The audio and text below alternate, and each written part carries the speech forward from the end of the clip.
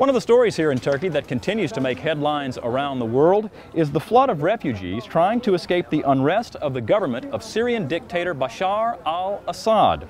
Many of those refugees now live in camps here in Turkey, where the people of Antakya are preparing and feeding 3 meals a day to more than 14,000 refugees. But as This Week in Louisiana agriculture correspondent Julie Baxter tells us from Altanazu, the story these refugees tell is one of unspeakable horror and a plea for action.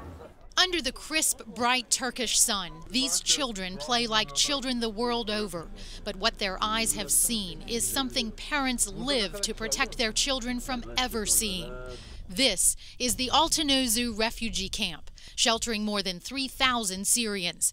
This man escaped in June from Dictator, Syria.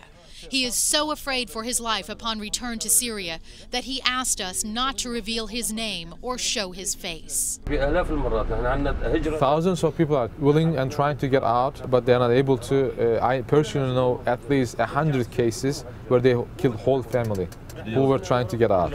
This refugee tells how Bashar al-Assad's bloody regime has sent snipers and military police into villages where protesters waved olive branches and flowers, pleading for democracy. They are bombing the houses. They don't care about who's inside, babies or elder people.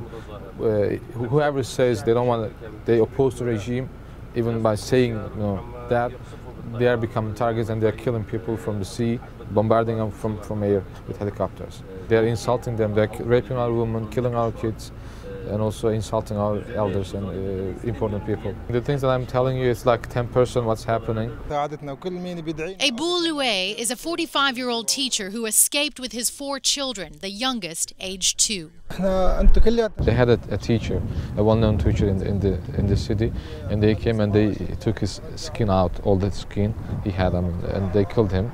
And also a boy, they tortured him for 27 days. He was 13. They also took all the teeth out, and they kind of unskinned him, and also they killed him. Not even livestock was spared. They burned all the harvests that they had. They killed all the animals that they had. They were like shooting animals like they are shooting people. Here at the Boyneon camp, we're just 13 miles from Abu Luay's hometown of Dictator. And right next to the Asi River, which separates Turkey and Syria, those mountains are Syria. That village is a Syrian village.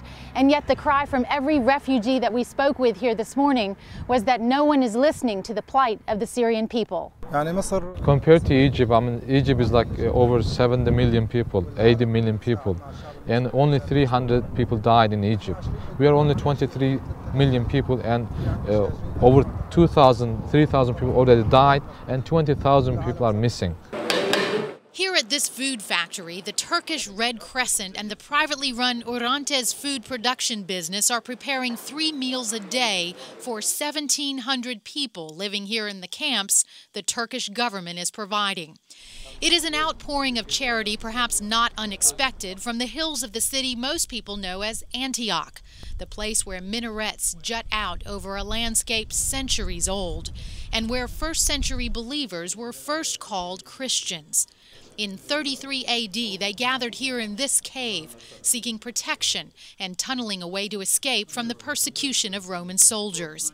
But today, the bloodshed is Syrian. This camp stands empty, waiting to house up to 1,500 more refugees. For now, the Syrian government has blocked the road into Turkey. Regime soldiers live in these Syrian border villages, expressly in order to be able to shoot and kill anyone who tries to cross. We're expecting and wishing that every free man, in the world, to be on the side of Syrian people, to think about them, start to work their consciousness and understand what's happening and take their side. From the Syrian border, I'm Julie Baxter for This Week in Louisiana Agriculture. Now, if you'd like to help in Antakya's efforts to feed those refugees, you can find a link to the Turkish organization Red Crescent on our website at twilatv.org.